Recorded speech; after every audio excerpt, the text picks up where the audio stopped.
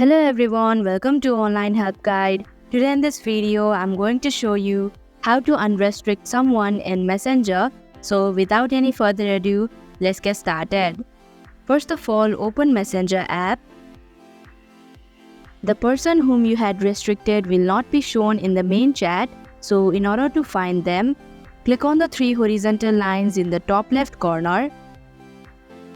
Then click on the settings icon.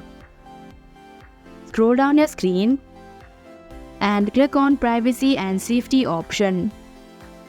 Click on the Restricted Accounts option, and here you'll be able to view the account that you had restricted. Click on the account,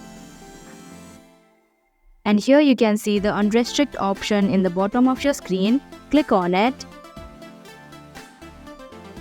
and that is how you can unrestrict someone in Messenger.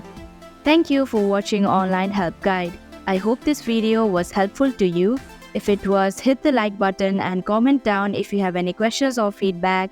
Also, if you are new to our channel, subscribe and hit the bell icon so that you don't miss our upcoming videos.